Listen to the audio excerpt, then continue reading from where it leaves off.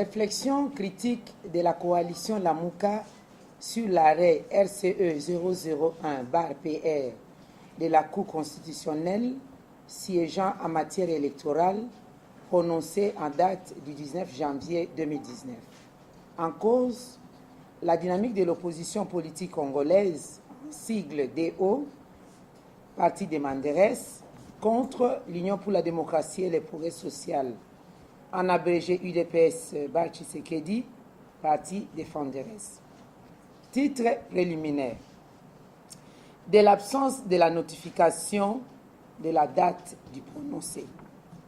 La date d'audience de prononcé n'avait pas été notifiée à la dynamique de l'opposition, alors que l'obligation légale est faite à la Cour d'y procéder. Cette audience a eu lieu tardivement la nuit et s'est poursuivie jusqu'au lendemain aux petites heures de la matinée.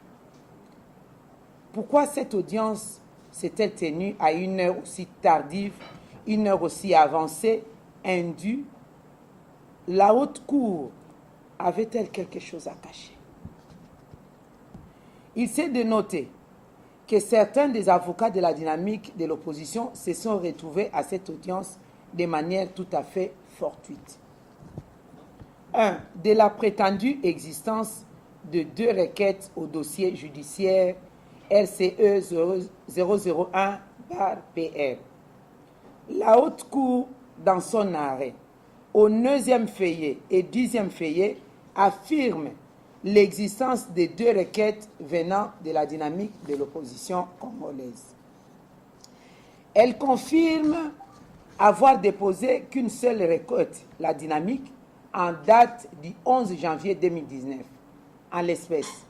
Celle initiée à la diligence de M. Martin Fayulu Madidi, son coordonnateur, et qui a été régulièrement notifiée à l'UDPS Tshisekedi, à la CENI et au ministère public, dont l'original se trouve versé au dossier de la Haute Cour.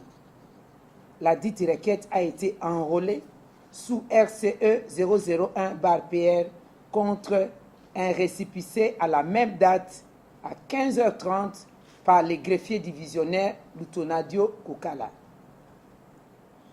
La dynamique ignore la requête versée au dossier de la Haute Cour en photocopie libre dont cette dernière fait état dans son arrêt.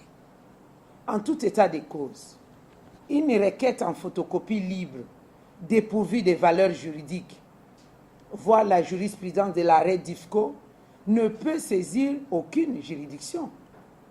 La Cour constitutionnelle n'aurait pas dû avoir égard à une telle requête. Ces moyens avaient été présentés à l'audience par les avocats de la dynamique de l'opposition qui l'ont repris dans leur note de plaidoirie dûment versée au dossier. La Cour n'y a pas répondu. L'arrêt n'est donc pas motivé sur ces points. 2. De la production des preuves par la CENI et la dynamique de l'opposition, du mémoire en réponse par l'UDPS Tshisekedi. 1. De la production de preuves par la CENI. Au 2e feuillet de son arrêt, la Cour constitutionnelle affirme la CENI a versé au dossier le procès-verbal de la réunion de l'Assemblée plénière relative à la publication de l'élection présidentielle du 30 décembre 2019, la fiche de centralisation provinciale des résultats, les fiches de centralisation des résultats par territoire, villes et communes à l'élection présidentielle, les procès-verbaux de compilation des résultats au niveau des centres locaux, des compilations des résultats ainsi que le pli des résultats par bureau de vote contenant les procès-verbaux des opérations de vote, les procès-verbaux des opérations de dépouillement et des fiches des résultats. Fin de citation. La Mouka note que, premier tiret, l'élection présidentielle en RDC a eu lieu le 30 décembre 2018 et non pas le 30 décembre 2019 comme l'indique la Cour dans son arrêt sous critique au 4e paragraphe du 22e feuillet. Deuxième tiret, la production du dossier par la CENI du procès verbal de la réunion de l'Assemblée plénière relative à la publication des résultats à l'élection présidentielle du 30 décembre 2019 d'Exit la Cour est irrélevante parce que la contestation porte justement sur le contenu du procès verbal, car il ne prouve pas la réalité du score attribué à chaque candidat à l'élection présidentielle. Soutenir que les candidats ont obtenu les voix leur attribuées par la CENI parce que le dit procès verbal l'affirme est une pétition de principe. Aussi, la Cour constitutionnelle n'indique pas dans son arrêt à quel moment de la procédure les preuves de la CENI avaient été déposées au dossier. Car, lors du débat public contradictoire, les avocats de la demanderesse avaient exigé à la CENI la production des procès-verbaux de compilation des résultats produits par les centres locaux de compilation des résultats. En réponse à cette demande, la CENI avait soutenu en audience publique que le centre de compilation des résultats pour l'élection présidentielle est le bureau de la CENI, installé à Kinshasa, étant donné que la circonscription électorale pour l'élection présidentielle est l'étendue du territoire national. Et que dès lors, à telle renchérie, il est absurde d'exiger la production des procès-verbaux des centres locaux de compilation installés dans les territoires et villes. C'est pourquoi la MUCA s'étonne que la CENI se soit rétractée et ait par la suite déposé les procès-verbaux de compilation dans des centres locaux de compilation des résultats installés dans les villes et territoires. Et la MUCA s'étonne encore que la CENI ait déposé les 10 procès-verbaux alors que pendant la publication des résultats provisoires et même après celle-ci, cette compilation continuait. Ou alors, la CENI a-t-elle obtenu, ou alors la CENI a-t-elle obtenu les procès-verbaux que la Cour déclare avoir reçus d'elle. La MUCA poursuit son étonnement et la MUCA s'étonne que la CENI ait déposé les 10 procès-verbaux alors qu'elle avait elle-même déclaré au moment de la publication et l'audience publique qu'elle se référait aux données électroniques lui transmises au moyen des clés USB, procédé pourtant interdit par l'article 237 ter de la loi électorale. Toutes ces preuves déposées par la CENI, dont la Cour fait état dans son arrêt, n'ont jamais été portées à la connaissance des avocats de la dynamique de l'opposition. La Cour aurait dû, en bon juge indépendant et impartial, ordonner la réouverture des débats et inviter les parties à conclure sur chacune de ces preuves. Ne l'ayant pas fait, la Cour a manifestement violé les droits à un procès équitable, garantis notamment par les articles 10 et 11 de la Déclaration universelle des droits de l'homme, ainsi que par l'article 14, paragraphe 1er et 3 du Pacte international relatif aux droits civils et politiques. 2. De la production des preuves par la dynamique de l'opposition. La Cour affirme au 22e feuillet de son arrêt, ici critiqué, que la dynamique n'a apporté aucune preuve de ces allégations. La MUCA voudrait rappeler ici que les avocats de la dynamique avaient produit sur les bancs de la Haute Cour qui leur en avait donné acte les procès-verbaux des dépouillements ainsi que les fiches des résultats contenus dans 26 cartons représentant chacun une province.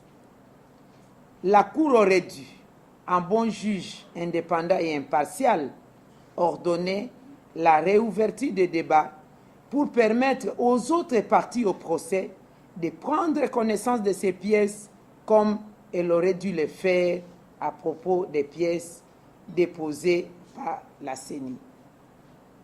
Ne l'ayant pas fait, et s'étant précipité à les écarter sans justification, la Cour a commis un déni de justice.